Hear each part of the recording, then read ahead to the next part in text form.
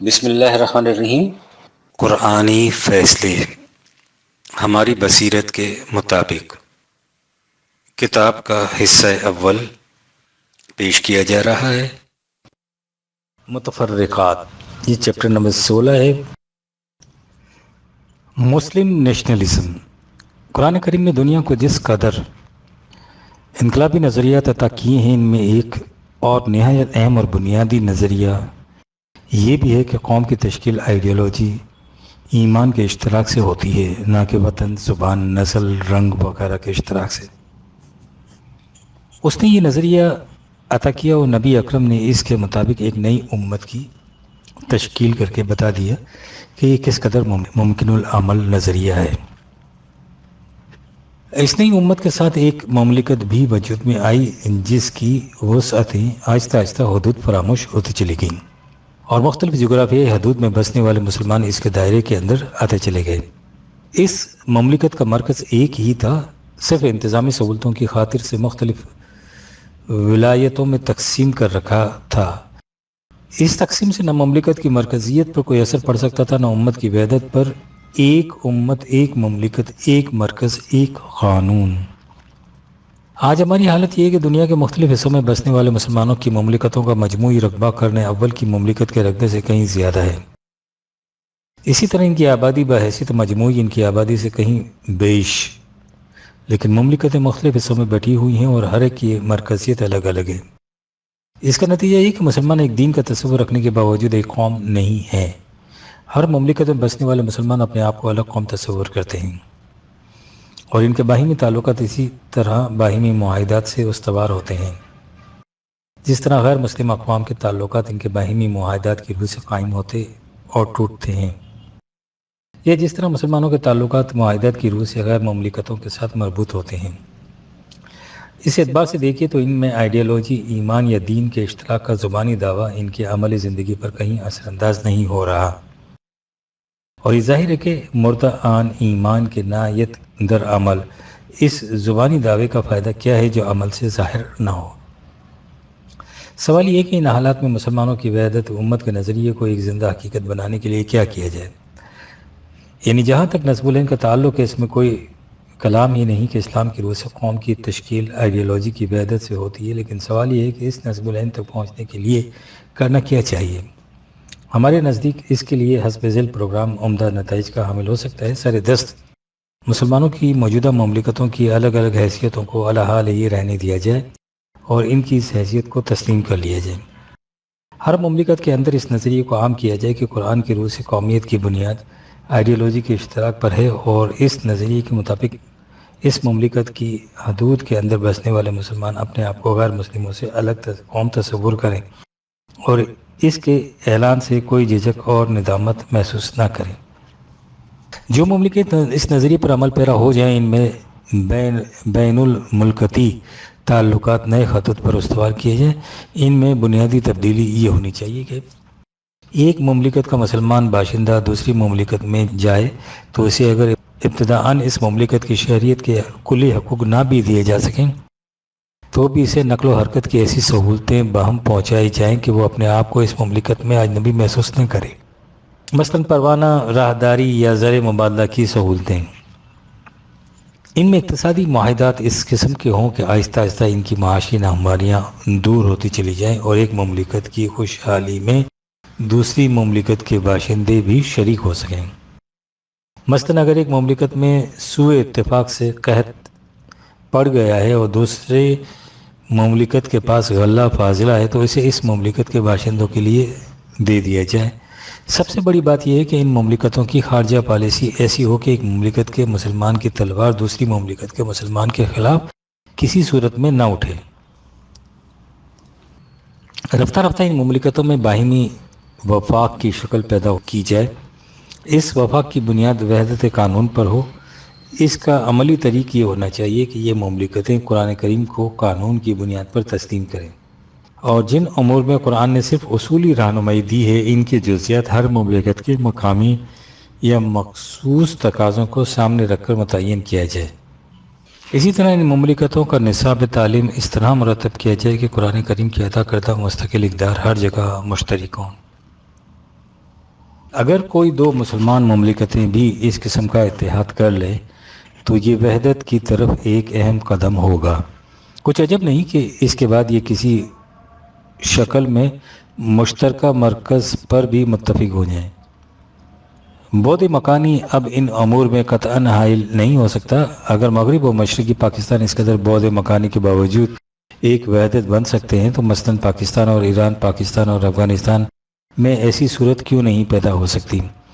ان میں تو بعد مکانی اس سے بھی کم ہے۔ اس کے لیے اولین قدم یہ ہے کہ خود اس مملکت کے اندر وحدت پیدا ہو، یعنی اس میں نسلی، جغرافیائی، سیاسی، حتیٰ کہ مذہبی گروہ بندیوں کو ختم کر کے وحدت امت پیدا کی جائے۔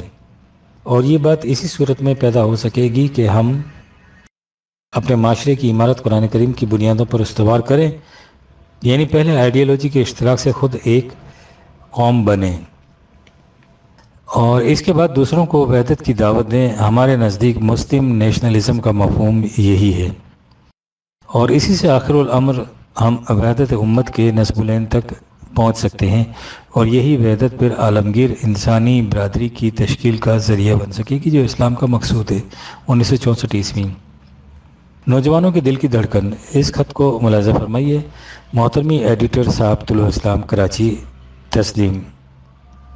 طلوع اسلام کافی عرصے سے مطالعہ کر رہا ہوں۔ آپ کا طرز استدلال اور اجتہاد قابل داد ہے، اور آپ کی روشن دماغی مسلم قرآن فہمی میں جو ملکہ آپ کو حاصل ہے شاید ہی کسی کو ہو، مگر آپ کی یہ ذہانت اور استدلال اسلام کے راستے کی مشکلات کو رفع نہیں کر سکتا، چونکہ جو واقعات صدیوں سے صفحۂ تاریخ پر ثبت ہیں طلوع اسلام کے مٹانے سے مٹ نہیں سکتے۔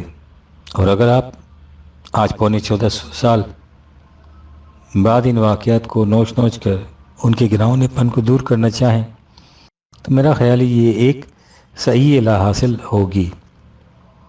اسلامی نظام ایک واہمہ ہے۔ آپ ہر بار اسلامی نظام کو پیش کر کے یہ ثابت کرنے کی کوشش کرتے ہیں کہ اسلام سے بہتر نظام اور کوئی نہیں ہو سکتا ہے، مگر آپ کی طرح خوش عقیدہ اور لوگ نہیں ہو سکتے، کیونکہ اسلامی تاریخ کا ایک ایک ورق بار بار یہ دہرا رہا ہے کہ اسلامی نظام ایک واہمہ ہے جس کی کوئی اصلیت نہیں۔ یہ عمرہ اور حکمران طبقے کے ہاتھ میں ایک ایسا سحر ہے جس سے وہ جس وقت چاہیں عوام کو سلا سکتے ہیں، اور ان کی آنکھوں سے اس کا اثر زائل ہونے ہی نہیں دیتے۔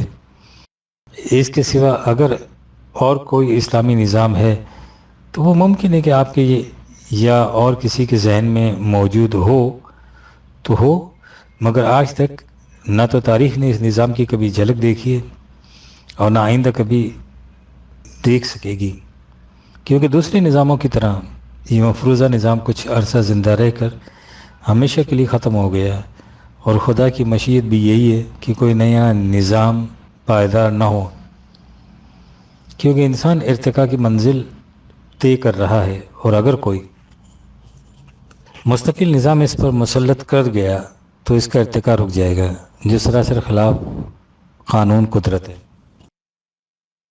یہی وجہ ہے کہ کوئی بھی نظام، خواہ وہ انسانوں کا بنایا ہوا ہو یا اسے خدا کا بنایا ہوا کہا جائے، ربوع زمین پر کہیں بھی متواتر رائج نہیں رہ سکتا۔ اس میں تغیر و تبدل زمانے کی ضروریات کے مطابق ہوتے رہتے ہیں۔ آپ نے مبینہ نظام اسلام نے کیا کارہائے نمایاں انجام دیے اس وقت جبکہ حضور علیہ الصلوۃ والسلام کو رحلت فرمائے ابھی زیادہ عرصہ نہیں گزرا تھا۔ حضور کے صحابہ کرام نے کیا کچھ کیا، خلیفہ اول کو کس نظام نے تلوار کی گھاٹ اتارا، خلیفہ دوم حضرت عمر کو کس نظام نے موت کے گھاٹ اتارا، حضرت عثمان پر کیا بیتی، حضرت علی کا کیا حشر ہوا، حضرت حسن اور حسین کس قربان گاہ پر بھینٹ چڑھے، ان کا کیا حشر ہوا، اس کے بعد آج تک کیا ہو رہا ہے۔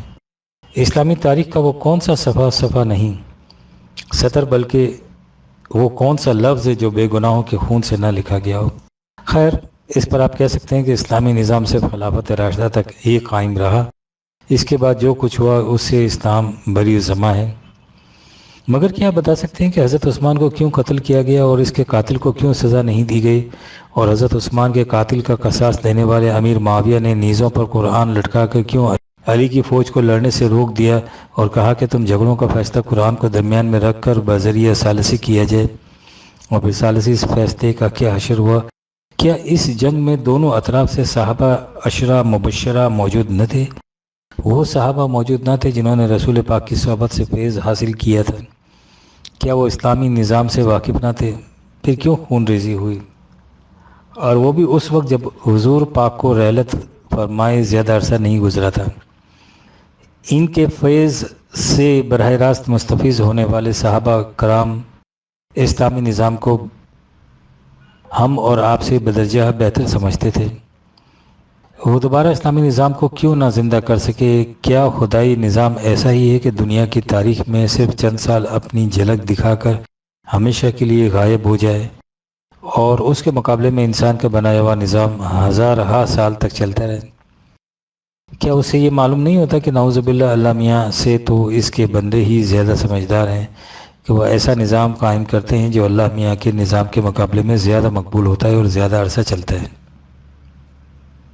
محترم مدیر صاحب، یارن سبکسار تو محمل تک جا پہنچے ہیں اور آپ قوم کے دامن کو پکڑ کر آج سے 1300 سال پہلے کے دور وحشت کی طرف گھسٹ رہے ہیں۔ اسلامی آئین کیا ہے؟ آپ کس نظام کو ہم پر مسلط کرنا چاہتے ہیں؟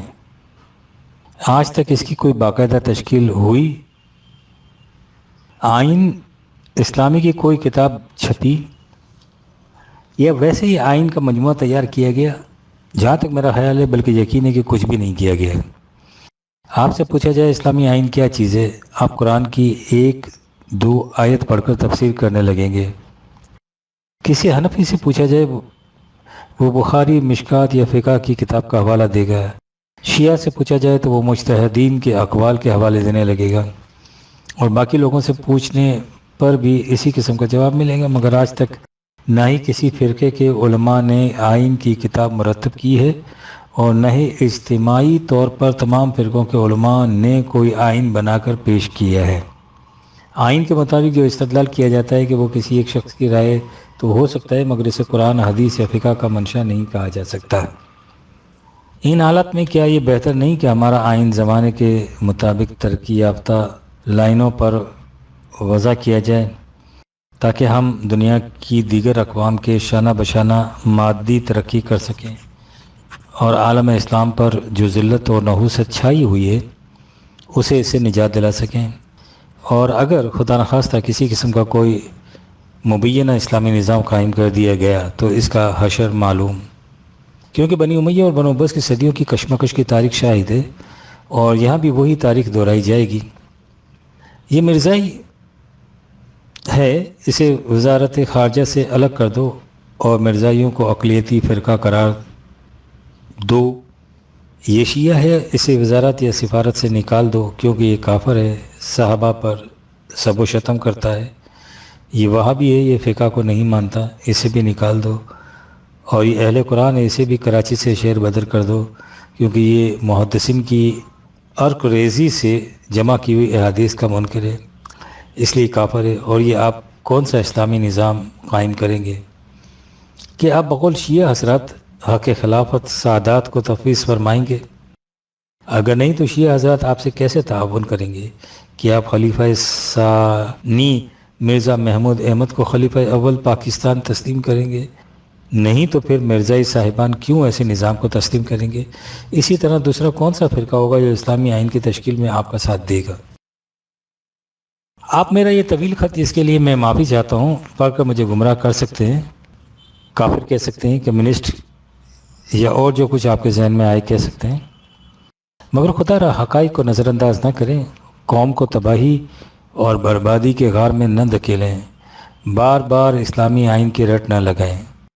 یہ ایک وہمہ ہے، خوش اعتقادی ہے، ہٹ دھرمی اور ضد، جس کو حقیقت سے دور کا بھی واسطہ نہیں۔ اگر اللہ تعالیٰ نے کوئی آئین بنا کر بھیجا ہوتا تو یقیناً وہ اس کے نفاذ کے لیے حالات پیدا کر دیتا اور اپنے ہماگیر آئین سے کبھی بھی اپنے بندوں کو محروم نہ کرتا۔ اس کا آئین یہی ہے جو چل رہا ہے اور زمانے کے ساتھ چلتا رہے گا۔ اس میں حالات کے مطابق ترامیم و تناسیخ ہوں گی۔ ایک آئین کو ختم کر کے دوسرا بہترین آئین نافذ بھی کیا جائے گا۔ یہی مشیت ربی اور سنت اللہ ہے، جو ازل سے ابد تک چلی جائے گی۔ یہ عریضہ بے ربط صحیح، مگر میں صرف اتنی استدعا کرتا ہوں کہ آپ صحابہ عشرہ مبشرہ نہیں بن سکتے، ابو بکر، عمر، عثمان اور علی نہیں بن سکتے۔ اگر یہ بھی نہیں بن سکتے تو اسلامی آئین کیسے نافذ کریں گے؟ جس نظام کو پہلے دور خلفاء نے مضبوط کیا وہ عثمان اور علی کے دور خلافت میں کیوں روبہ انحطاط ہو گیا؟ آپ اس بارے میں غور فرمائیں کہ یہی مشیت الہی نہیں تھی کہ وہ نظام ختم ہو کر ایک اور نظام جنم لے اور پھر ایک اور یہ سلسلہ چلتا رہے؟ میں پھر اس طویل خط کے لیے معافی چاہتا ہوں، اور آپ اسے مطالعہ کر کے جو بھی سخت سے سخت الفاظ میرے لیے استعمال کریں گے انہیں میں خندہ پیشانی سے قبول کروں گا، کیونکہ مجھے معلوم ہے کہ میں نے آپ کے جذبات کو بہت بڑی ٹھیس پہنچا دی، اور اگر اس ٹھیس سے کوئی آواز پیدا ہو تو مجھے برداشت کرنا پڑے گا۔ اچھا، زیادہ آداب۔ طلوع اسلام۔ اس خط کو ہم نے اس لیے شائع کیا ہے کہ یہ صرف مراسلہ نگار کے ذاتی خیالات کا آئینہ دار نہیں ہے، بلکہ ترجمانی کر رہا ہے ہماری موجودہ نسل کے نوجوانوں کے عام خیالات کی، جو اسلام کے متعلق ان کے دل میں پیدا ہو کر ذہنی انتشار کا باعث اور انہیں اسلام سے متنفر کرنے کا ذریعہ بنتے ہیں۔ ہمارے پاس اس قسم کے خطوط عام طور پر آتے رہتے ہیں۔ ان کے علاوہ اکثر نوجوانوں کی طرف سے زبانی گفتگو میں بھی اسی قسم کے اعتراضات پیش کیے جاتے ہیں۔ بنا بری اسے زیادہ مناسب سمجھا گیا کہ اس کا جواب انفرادی نہیں بلکہ عمومی حیثیت سے بذریعہ طلوع اسلام دیا جائے۔ اس خط میں بہت سی تلخیاں اور بہت کچھ غلطیاں بھی ہیں، لیکن ہم ان جزیات سے صرف نظر کر کے صرف اصولی جواب پر اکتفا کریں گے۔ مراسلہ نگار نے جو کچھ لکھا ہے اس کا ماصل یہ ہے کہ اسلامی نظام چند دنوں کے لیے قائم ہوا اور اس کے بعد ختم ہو گیا۔ اگر یہ نظام مبنی بر صداقت تھا اور اس میں آگے بڑھنے کی صلاحیت تھی تو ہمیشہ کے کیوں قائم نہ رہا؟ چونکہ یہ نظام نہ تو آگے بڑھ سکا اور نہ ہی آج کہیں قائم ہے، اس لیے اس نظام کے احیاء اور اثر نو قیام کی دعوت اور کوشش ایک مقدس آرزو ہے، اس سے زیادہ کچھ نہیں۔ ہمیں اس خوش عقیدگی سے دامن چھڑا کر اسی قسم کا نظام قائم کر لینا چاہیے جس قسم کے نظام دنیا کی اور قوموں میں قائم ہیں۔ اسلامی نظام آگے کیوں نہ چلا؟ معترض کے نزدیک کسی اصول یا نظام کے سچا ہونے کی دلیل یہ ہے کہ اس پر تمام انسان یا کم از کم انسانوں کا کوئی گروہ ہمیشہ کاربند رہے اور اسی طرح وہ اصول یا نظام مسلسل آگے بڑھتا چلا جائے۔ یہ دلیل بڑی کمزور ایک بنیادی غلط فہمی پر مبنی ہے۔ مثال کے طور پر اسے یوں سمجھنا چاہیے کہ جب سے انسانی شعور پیدا ہوا ہے یہ حقیقت بطور مسلمہ تسلیم کی گئی ہے کہ سچ بولنا اچھا ہے اور جھوٹ بولنا برا ہے۔ دنیا میں کوئی ایسا نہیں جو اس اصول سے انکار کرتا ہو، اور انسانی تاریخ میں کوئی دور ایسا نہیں آیا جب اس اصول سے انکار کیا گیا ہو۔ لیکن اس کے ساتھ بھی ایک یہ بھی حقیقت ہے کہ جس سے کسی کو انکار نہیں ہو سکتا کہ تمام انسانی تاریخ میں سوائے جستہ لمحات کے کوئی بھی دور ایسا نہیں آیا جس میں انسانوں نے کوئی ایسا نظام قائم کیا ہو جو خالص سچائی پر مبنی ہو۔ آپ گزشتہ تاریخ کو چھوڑیے، خود اپنے زمانے پر نگاہ ڈالیے۔ ہر شخص یہ کہتا ہے کہ سچ بولنا اچھا ہے اور جھوٹ بولنا برا ہے، لیکن قریب ہر شخص جھوٹ بولتا ہے۔ اگر مندرجہ بالا دلیل کو صحیح مانا جائے تو اس کے یہ معنی ہوگی کہ چونکہ انسانوں نے ہمیشہ سچ نہیں بولا اور آج بھی کوئی نظام ایسا نہیں جو سچائی پر مبنی ہو، اس لیے یہ اصول ہی غلط ہے کہ سچ بولنا اچھا ہے اور جھوٹ بولنا برا۔ چونکہ تمام انسان جھوٹ بولتے ہیں، اس لیے صحیح راہ عمل یہی ہے کہ جھوٹ کو محکم اصول تسلیم کر کے اسی کے مطابق زندگی کا نظام بنایا جائے۔ خدا نے بھی یہ کہہ کر کہ جھوٹ بری چیز ہے ایک تجربہ کیا تھا جو معاذ اللہ ناکام ثابت ہوا۔ اس کے مقابلے میں انسانوں کا نظام جو جھوٹ پر مبنی ہے اچھا بھلا چلتا رہا ہے، اس لیے یہی راہ ثواب کی ہے۔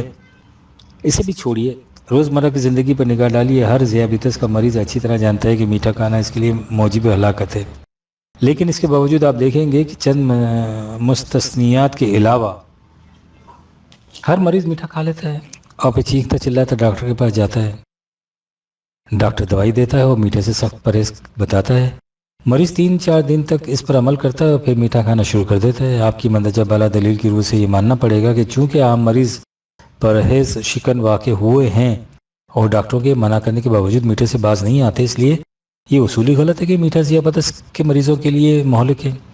صحیح اصول یہ ہے کہ ذیابطس کے مریض خوب میٹھا کھائیں۔ اسلام اور مسلمانوں میں فرق۔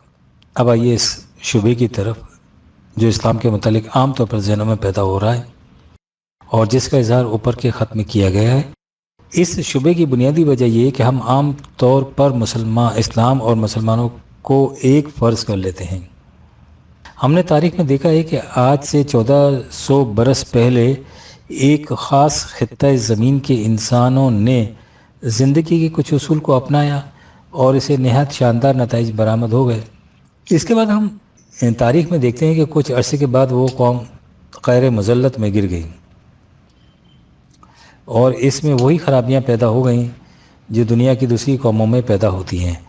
ہم اس سے فوراً اس نتیجے پر پہنچے کہ وہ اصول اس قسم کے تھے کہ ان سے ہنگامی طور پر اچھے نتائج پیدا ہو سکتے تھے، لیکن ان میں یہ صلاحیت نہ تھی کہ وہ مستقل طور پر ان نتائج کو برآمد کرتے رہتے۔ حالانکہ جو کچھ ہوا وہ صرف یہ تھا کہ ایک قوم نے ان اصولوں کو ضابطۂ زندگی بنایا اور زندگی کی کامیابیاں حاصل کر لیں۔ کچھ وقت کے بعد اس قوم نے ان اصولوں کو چھوڑ دیا اور ان نتائج سے محروم ہو گئی جو ان اصولوں پر کاربند ہونے کی وجہ سے پیدا ہوئے تھے۔ فرمائیے کہ اس میں ان اصولوں کا کوئی قصور ہے؟ آپ کہتے یہ ہیں کہ چونکہ اس قوم نے ان اصولوں کو ہمیشہ کے لیے اپنے ساتھ نہ رکھا، اس سے ثابت ہوتا ہے کہ وہ اصول اس قابل تھے ہی نہیں کہ وہ زمانے کے بڑھتے ہوئے تقاضوں کا ساتھ دے سکتے۔ لیکن یہ مفروضہ بالبداہت غلط ہے۔ آئیے ہم دیکھیں کہ وہ اصول زمانے کے بڑھتے ہوئے تقاضوں کا ساتھ دیتے ہوئے آگے چل رہے ہیں یا نہیں۔ دنیا پیچھے چھوڑ کر آگے بڑھ آئی ہے۔ تاریخ ہمیں بتاتی ہے کہ اس خاص قسم نے تو ان اصولوں کو چھوڑ دیا، لیکن انسانیت بحیثیت مجموعی غیر شعوری طور پر انہی اصولوں کی طرف بڑھی چلی جا رہی ہے۔ اس کا ثبوت ذیل کی تصریحات سے ملے گا۔ کیا اسلام آگے بڑھ رہا ہے یا نہیں؟ نزول قرآن کے وقت یعنی 6-7ویں صدی عیسوی میں بادشاہت مونارکی ایک ایسا مسلمہ نظام حکومت تھا جس کے غلط ہونے کا تصور تک بھی ذہن میں نہیں آ سکتا تھا۔ بادشاہ کو ایشور کا اوتار اور خود خداوند سمجھا جاتا تھا۔ ہر گردن اس کے حقوق خداوندی ڈیوائن رائٹس کے سامنے جھکی ہوئی تھی۔ قرآن نے یہ انقلاب انگیز آواز بلند کی کہ ملوکیت وجہ فساد آدمیت ہے۔ کسی انسان کو یہ حق حاصل نہیں کہ دوسرے انسان پر حکومت کرے، نہ ہی کوئی انسان پیدائشی طور پر یہ حق لے کر دنیا میں آتا ہے کہ اسے دوسرے انسانوں سے بڑا سمجھا جائے۔ بڑائی کا معیار جوہر ذاتی ہے، نہ کہ قیمت نسبتی انتصاب۔ انسانوں کے باہمی معاملات عدل اور انصاف کے غیر متبدل اصولوں کی روشنی میں باہمی مشاورت سے طے پانے چاہیے۔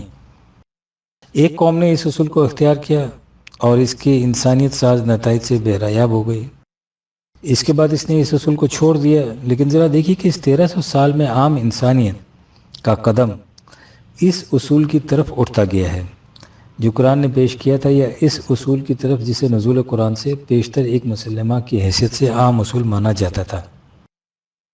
ملوکیت۔ دنیا کی تاریخ شاہد ہے کہ انسانیت غیر شعوری طور پر اسی راستے پر بڑھتی چلی آ رہی ہے جسے قرآن نے تجویز کیا تھا، اور اس راستے کو چھوڑ چکی ہے یا چھوڑتی چلی جا رہی ہے جسے انسانوں نے اس سے پہلے اپنے ذہن سے وضع کیا تھا۔ دنیا سے کئی بادشاہتوں کے نام مٹ چکے ہیں اور شاہوں کے تاج آئے دن فضا میں اڑتے دکھائی دیتے ہیں۔ جو سمجھدار ہیں وہ خود اس اصول کو اختیار کیے جا رہے ہیں، جو از خود نہیں چھوڑتے ان سے زمانے کے تقاضے مار مار کر تخت و تاج چھین رہے ہیں۔ آج دنیا میں شاہد ہی کوئی انسان ایسا موجود ہو جو یہ کہے کہ ملوکیت صحیح نظام حکومت ہے۔ ہم اپنے بھائی سے پوچھتے ہیں کہ کیا دنیا قرآن کے تجویز کردہ نظام کو قبول کر رہی ہے یا اس نظام کو جو اس سے پہلے انسانوں نے خود وضع کیا تھا، اور یہ بھی پوچھتے ہیں کہ کیا قرآن کا دیا ہوا اصول صرف چند دنوں کے لیے چلا تھا یا 1300 سال سے برابر آگے بڑھتا چلا آ رہا ہے۔ پیشوائیت۔ نزول قرآن کے وقت ایک مسلمہ اصول یہ تھا کہ کچھ انسان ایسے ہوتے ہیں جو خدا اور بندے کے درمیان واسطہ بنتے ہیں۔ انہیں مذہبی پیشوا یا پریسٹ کہا جاتا تھا۔ قرآن نے یہ زلزلہ انگیز آواز بلند کی کہ خدا اور بندے کا تعلق اس کے ہماگیر قانون کی روح سے براہ راست ہے اور پیشوائیت مفاد پرست انسانوں کا خود ساختہ تصور ہے۔ ایک قوم نے اس اصول کو اپنایا اور ان کے قلوب و اذہان ان زنجیروں سے آزاد ہو گئے جو پیشوائیت کے عقیدت مندیاں وضع کیے چلی آ رہی تھی۔ اس کے بعد انہوں نے اس اصول کو چھوڑ دیا اور پیشوائیت کی لعنت پھر سے ان کے دل و دماغ پر مسلط ہو گئی۔ لیکن آپ دیکھیے کہ آج انسانیت کا رخ اس تصور کو مٹانے کی طرف ہے یا اسے مستحکم کرنے کی طرف۔ آپ دیکھیں گے کہ آج انسان پیشوائیت سے بیزار ہو چکا ہے اور اس سے نجات حاصل کرنے کے لیے ہر ممکن کوشش کر رہا ہے۔ مدار قومیت۔ نزول قرآن سے پہلے دنیا کے انسان قبیلوں اور قوموں میں بٹے ہوئے تھے اور نسلی و جغرافیائی امتیازات انسان اور انسان کے درمیان حد فاصل بن رہے تھے۔ قرآن نے آ کر ان تمام خود ساختہ حدود بندیوں کو مٹایا اور انسانوں کو اس اصل عظیم سے روشناس کرایا کہ تمام انسانوں کی پیدائش نفس واحدہ جرثومہ زندگی سے ہوئی ہے۔ اس لیے تمام انسان بلا تمیز نسب و وطن ایک عالمگیر برادری کے افراد ہیں۔ ایک خطۂ زمین میں اس اصول کو اپنایا گیا اور دنیا نے دیکھا کہ کس طرح مختلف نسلوں اور مختلف وطنوں کے انسان ایک امت بن گئے۔ کچھ عرصے بعد یہ اصول فراموش کر دیا گیا اور وہ قوم پھر خود ساختہ گروہ بندیوں میں بٹ گئی۔ لیکن اب سوچئے کہ آج انسانیت کا قدم ان گروہ بندیوں اور حدود سازیوں کو مستحکم کرنے کی طرف ہے یا ان کو مٹا کر ایک عالمگیر نظام قائم کرنے کی طرف۔ آپ دیکھیں گے کہ آج ہر اہل فکر اسی کوشش میں ہے کہ ان امتیازات کو مٹا کر تمام انسانوں کو ایک برادری میں منسلک کر لینے کا نظام قائم کیا جائے۔ کہیے کہ انسانیت اسلام کے بتائے ہوئے اصول کو اپنا رہی ہے یا اس کو جسے انسانوں نے خود وضع کیا تھا، سرمایہ داری۔ نزول قرآن سے پہلے سرمایہ داری اور مفاد پرستی ہر انسان کا پیدائشی حق سمجھا جاتا تھا۔ صاحب اقتدار گروہ رزق کے سرچشموں پر قبضہ کر لیتا تھا اور اس طرح زیر دست انسانوں کا خون چوستا تھا۔ قرآن نے یہ انقلاب آفرین اصول پیش کیا کہ رزق کے سرچشمے افراد کی ملکیت میں نہیں دیے جا سکتے۔ انسانوں کے اجتماعی نظام کی بنیادی ذمہ داری ہے کہ وہ تمام انسانوں کی بنیادی ضرورتوں کو پورا کرے۔ جو نظام اس ذمہ داری کو پورا نہیں کرتا اسے باقی رہنے کا کوئی حق حاصل نہیں ہے۔ ایک جماعت نے اس اصول کو اپنایا اور وہ زمین و آسمان کی برکتوں سے مالا مال ہو گئی۔ اس کے بعد اس نے اسے چھوڑ دیا اور پھر سرمایہ داری و مفاد پرستی کے جزام میں مبتلا ہو گئی۔ لیکن یہ دیکھیے کہ اس 1300 برس میں عام انسانیت کا رخ سرمایہ داری و مفاد پرستی کی طرف بڑھ رہا ہے یا اسے انسانیت کے لیے لعنت قرار دیا جا رہا ہے۔ آج حالت یہ ہے کہ خود پاکستان میں زمین پر افراد کی ملکیت کو قانوناً تسلیم کیا جاتا ہے، لیکن اس کے ساتھ ہی زمینداروں کے گھروں سے ان کی زمینوں کی پیداوار کو ڈھونڈ کر برآمد کیا جاتا ہے اور اسے نظام اجتماعی کی تحویل میں دیا جاتا ہے تاکہ وہ ضرورت مندوں کی ضرورت کو پورا کرے۔ جو زمیندار اپنے غلے کی مقدار سے حکومت کو مطلع نہیں کرتا یا غلے کی برآمدگی میں رکاوٹ ڈالتا ہے اسے گرفتار کیا جاتا ہے اور سزا کا مستوجب قرار دیا جاتا ہے۔ اس قسم کے زمیندار ہر شخص کی نگاہ میں سوسائٹی کے بدترین مجرم تصور کیے جاتے ہیں۔ یعنی ایک طرف زمین پر ان کا حق ملکیت بھی تسلیم کیا جاتا ہے اور دوسری طرف انہیں اس کی قطعاً اجازت نہیں دی جاتی کہ وہ زمین کی پیداوار کو اپنی تحویل میں رکھ سکیں۔ حتیٰ کہ اب یہ بھی تجویز ہے کہ اس قسم کا قانون بنا دیا جائے کہ زمینداروں کو اس کی اجازت نہ ہو کہ وہ اپنی زمینوں میں جو کچھ جی میں آئے کاشت کریں، انہیں مجبور کیا جائے کہ وہ اپنی زمین پر وہ کاشت کریں جس کی اہل ملک کو ضرورت ہو۔ آپ نے دیکھا کہ زمانے کے تقاضے کس طرح مار مار کر انسانی نظام کو قرآنی اصولوں کی طرف لا رہے ہیں۔ کہیے انسان خدا کے دیے ہوئے اصولوں کو اختیار کر رہا ہے یا اپنے خود ساختہ نظام کو؟ اس قسم کی اور بھی بہت سی مثالیں دی جا سکتی ہیں لیکن ہم اس کی ضرورت نہیں سمجھتے۔ پیش نظر مقصد کے لیے اتنی سی مثالیں کافی ہیں۔ ان سے ظاہر ہے کہ قرآنی اصول اپنی اندرونی قوت سے از خود انسانی معاشرے کی بنیادیں بنتے چلے جا رہے ہیں۔ فرق صرف یہ ہے کہ ان اصولوں کے اس طرح نافذ العمل ہونے کی رفتار بہت سست ہے کیونکہ انسان انہیں مختلف تجربوں کے بعد اختیار کرتا ہے جس میں بہت زیادہ وقت بھی صرف ہوتا ہے اور فساد انگیزیوں اور خون ریزیوں سے اس کی بہت سی قوتیں بھی ضائع ہو جاتی ہیں۔ اگر انسان وحی پر ایمان لا کر بلا تجربہ ان اصولوں کو اختیار کر لے تو ان کے نتائج کی رفتار بہت تیز ہو جاتی ہے اور ان میں زیادہ وقت بھی صرف نہیں ہوتا۔ اب مراسلہ نگار کے خط کا وہ حصہ سامنے آتا ہے جس کا تعلق تاریخ سے ہے، نہ کہ اسلامی نظام کے اصولوں سے۔ ہم یہ دیکھ چکے ہیں کہ قرآن کے اصولوں میں یہ قوت موجود تھی کہ وہ ایک دفعہ قائم ہونے کے بعد مسلسل آگے بڑھتے چلے جاتے ہیں، یعنی یہ اصول جب انسانی ہاتھوں سے قائم ہوتے تھے تو انسانی ہاتھوں سے ہی آگے بڑھ سکتے تھے۔ اگر انسانی ہاتھوں نے انہیں آگے نہ بڑھایا بلکہ انہیں چھوڑ دیا تو یہ انسانی ہاتھوں کا نقص ہے، نہ کہ قرآنی اصولوں کا۔ حضرت عثمان اور حضرت علی میں کیا گزری، بنو امیہ اور سادات میں کیا آویزش ہوئی، دمشق اور بغداد کے مناقشات نے کیا شکل اختیار کی، مسلمانوں کی جماعتیں کس طرح ایک دوسرے کے خلاف نبرد آزما ہوئیں، یہ باتیں ایک قوم کی تاریخ سے متعلق ہیں۔ اس کے متعلق قرآن کا صرف ایک فیصلہ ہے اور وہ یہ ہے، تلك أمة قد خلت لها ما كسبت ولكم ما كسبتم ولا تسألون عما كانوا يعملون۔ یہ ایک قوم تھی جو گزر چکی، جو کچھ انہوں نے کیا ان کے نتائج ان کے لیے تھے، اور جو کچھ تم کرو گے اس کے نتائج تمہارے لیے ہیں، تم سے قطعاً نہیں پوچھا جائے گا کہ انہوں نے کیا کیا تھا۔ اس لیے آج ہمارے لیے اس بحث میں الجھنا بیکار ہے کہ انہوں نے کیا کیا تھا، کیوں ایسا کیا۔ طلوع اسلام سے کبھی یہ صحیح الاصل سرزد نہیں ہوئی کہ آج پونے 1400 سال کے بعد ان واقعات کو نوچ نوچ کر ان کے گھناؤنے پن کو دور کرے۔ وہ اتنا ضرور کہتا ہے کہ جو چیز فی الحقیقت گھناؤنی نہ تھی لیکن جسے بات کی سازشوں نے خامخواہ گھناؤنا بنا کر پیش کیا ہے، اس کے گھناؤنے پردے چاک کر کے اس کے اصلی صورت میں پیش کر دیا جائے۔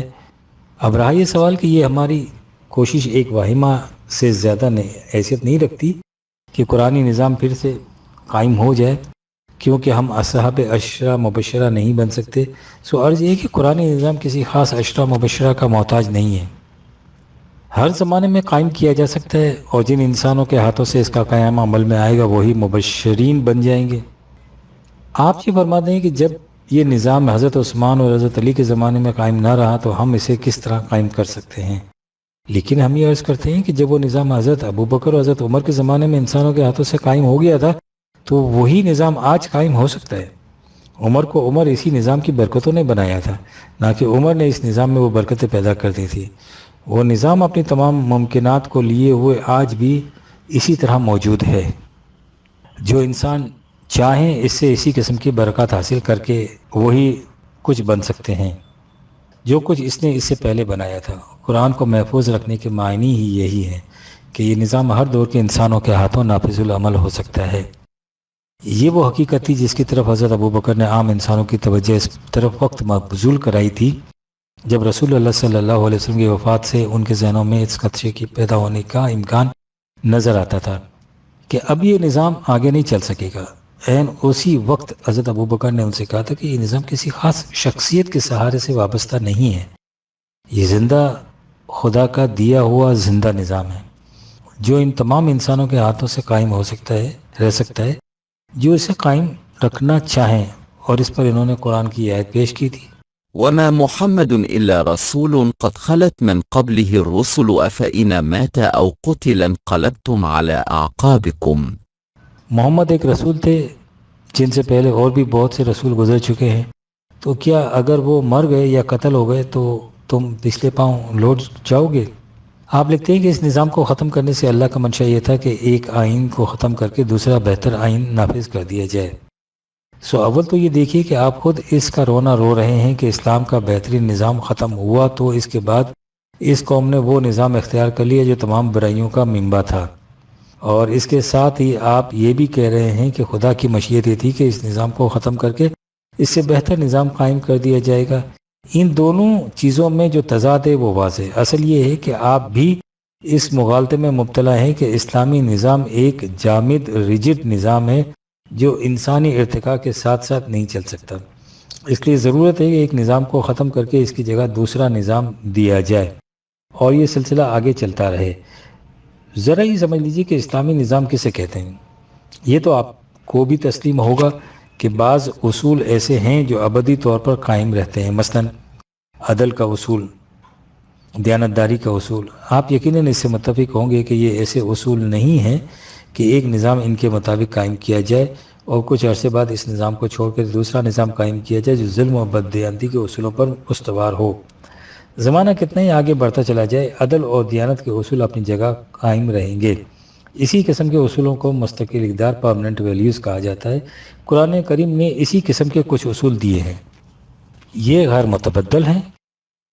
اس کے بعد اس نے کہا ہے کہ ہر زمانے کے انسان اپنے اپنے زمانے کے تقاضوں کے مطابق ان غیر متبدل اصولوں کی روشنی میں باہمی مشاورت اور عقل و فکر کی وجہ سے اپنا نظام آپ وضع کریں۔ ظاہر ہے کہ وہ غیر متبدل اصول جن کی طرف اشارہ کیا گیا ہے ہمیشہ قائم رہیں گے، اور ان کی روشنی میں وضع کردہ نظام انسانیت کے ارتقاء کے ساتھ ساتھ بدلتا جائے گا۔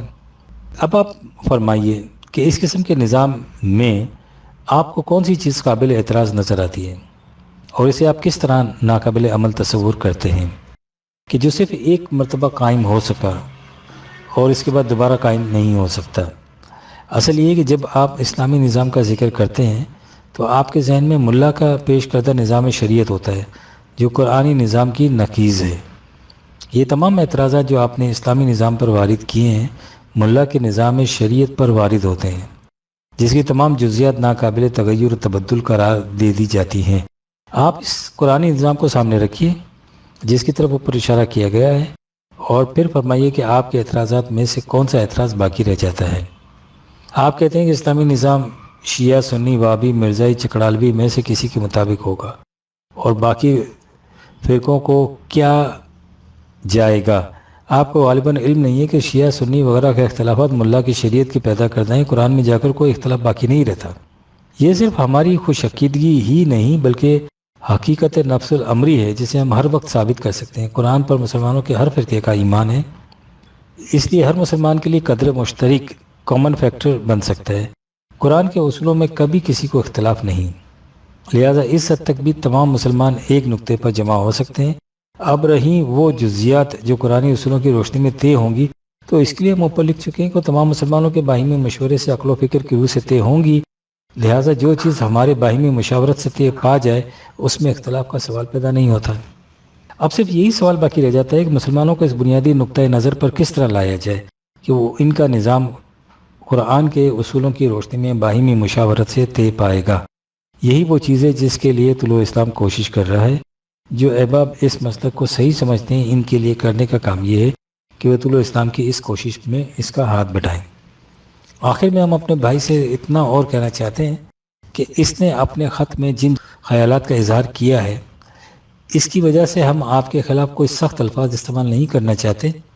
یہ تو نوجوان طبقے کی مشکلات ہیں، اس لیے ان کے خیالات کے آپ ذمہ دار نہیں ہیں، ان کا ذمہ دار اسلامی نظام کا وہ تصور ہے جو ملا نے پیش کر رکھا ہے، اور جس کا لازمی نتیجہ یہ ہے کہ نوجوانوں کے دلوں میں اسلام کے خلاف اس قسم کے خیالات پیدا ہوں۔ نوجوان بیچارے معذور ہیں، ایک طرف انہیں کالجوں میں ہیگل کا فلسفہ اور آئنسٹائن کے نظریات پڑھائے جاتے ہیں، اور دوسری طرف ان کے سامنے مذہب کا وہ تصور پیش کیا جاتا ہے جن سے عقل ابا کرے اور علم شرمائے۔ اگر اس کے بعد ان کے دل میں مذہب کی طرف سے نفرت اور اس کے تصورات کی طرف سے سرکشی کے جذبات پیدا نہ ہوں تو اور کیا ہوگا؟ اس لیے ہمارا نوجوان طبقہ قابل نفرت نہیں، مستحق ہمدردی ہے، اور اسی ہمدردی کا تقاضا ہے کہ ہم ان سے درخواست کیا کرتے ہیں کہ وہ ملا کے پیش کردہ مذہب کی بجائے قرآن کے دیے ہوئے دین کے تصورات کو سمجھنے کی کوشش کریں۔ اس باب میں جتنی حقیر سی کوشش طلوع اسلام کر سکتا ہے وہ اس سے کبھی دریغ نہیں کرے گا، کیونکہ اس کا حقیقی مخاطب طبقہ نوجوانوں ہی کا گروہ ہے۔ 1953 عیسوی مقرر۔ یہ خط آج سے 12-13 سال پہلے کا ہے۔